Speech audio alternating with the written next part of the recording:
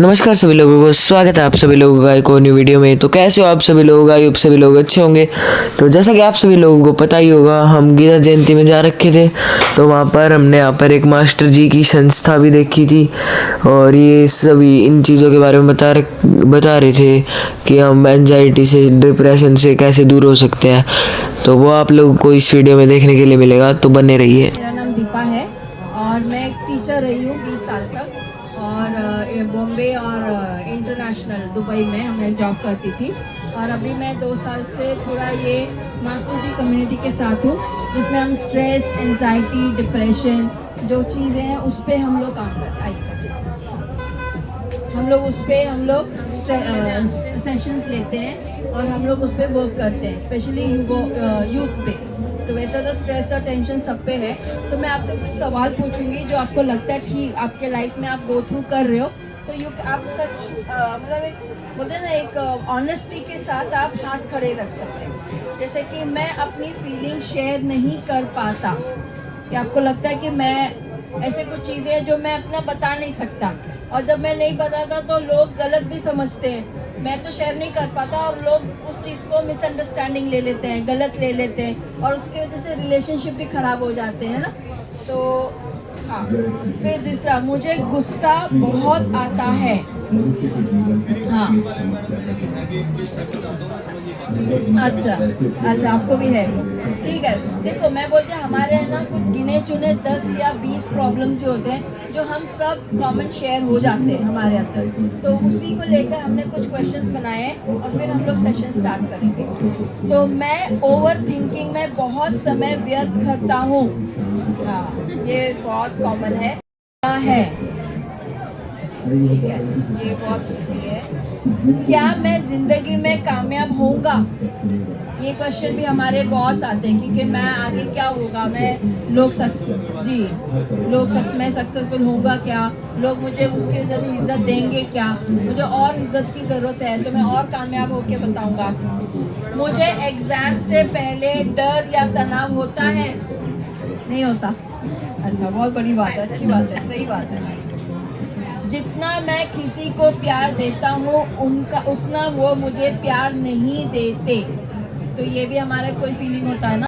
यही करूँगी कि पहले जब मैं खुद डिप्रेशन में थी 8 साल पहले, मास्टर जी को सुनने से पहले, और जैसा मैम ने कहा कि ओवर थिंकिंग मेरा सबसे बहुत ही, उसकी वजह से मुझे रात को कभी कभी नींद भी नहीं आती थी कि कल को क्या होगा, मेरा भविष्य क्या होगा, या मैं पास्ट को लेके बैठ जाती थी कि मेरे साथ ऐसा क्यों हुआ, उसने ऐसा क्यों किया मेरे साथ।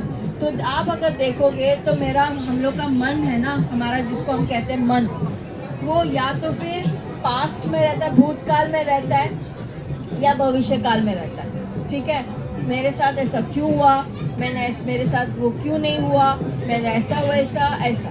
या हम लोग भविष्य को लेके बैठेंगे कि अब क्या होगा, कैसे होगा, जैसा सर ने कहा कि मैं क्या कामयाब होऊंगा, क्या लोग मुझे और इज्जत देंगे। तो सोचने वाली बात ये है कि हमारे इस मन को हमें सिर्फ टेंशन, एंजाइटी आते हैं, लेकिन जब हम मन को पे काबू करेंगे तब पता चलता है कि हैप्पीनेस गारंटीड है। कैसे?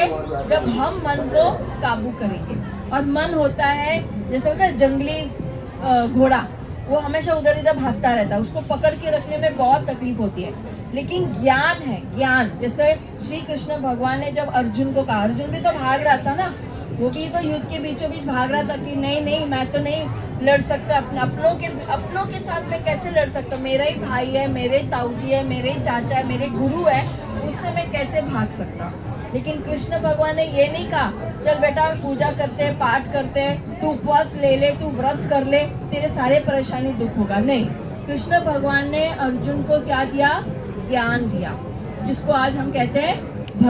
लेकिन हम पढ़ते तो हैं, भगवत गीता हम पढ़ते हैं, बट वो हमारे जिंदगी में हम उसको उतारते नहीं हैं, और हमारा प्रॉब्लम वहीं से स्टार्ट होता है। जबकि कृष्ण भगवान ने एकदम क्लियरली कहा है, तू सिर्फ अपना कर्म कर, फल की इच्छा मत कर। और हम कितने लोग हैं, सिर्फ हम कर्म करते ही हैं फल के लिए। हम लोगों को इज्जत करते ही हैं ताकि लोग हमें इज्जत करें, हम लोगों को प्यार करते ही हैं ताकि लोग हमें प्यार करें। हम कुछ भी करते हैं ना जिंदगी में, हम यही सोच के करते हैं कि हमें वो चीज़ वापस लौट के मिले। हम 100 रुपया भी किसी पे खर्च करेंगे, हम ये देखेंगे कि वो भी हम पे 100 रुपया खर्च करें, और प्रॉब्लम वही स्टार्ट होती है। अगर कृष्ण भगवान ने अर्जुन को कुछ समझाया है तो वो झूठ तो नहीं बोलेंगे कि भाई हाँ नहीं, तो वो बोल सकते थे तू अगर कर्म कर रहा है तो तुझे फल की भी इच्छा होनी चाहिए। अब मास्टर जी हमें क्या बता रहे कि तू इच्छा भी कर, चल वो तूने किसी के लिए कुछ किया, चल इच्छा भी कर ले कि मेरा बेटा है, मैंने बेटे के लिए इतना किया है, तो बेटा भी कल मुझे देखेगा। इतना तो हमें इच्छा कर सकते हैं ना, बच्चे हैं, हम कितना पाल पोस कर बड़ा कर रहे हैं, कल को अगर बच्चा हमें नहीं देखेगा। बट वो कहते हैं एक चीज उन्होंने ऐड किया है मास्टर जी ने, कि उस इच्छा में आसक्ति मत रखो।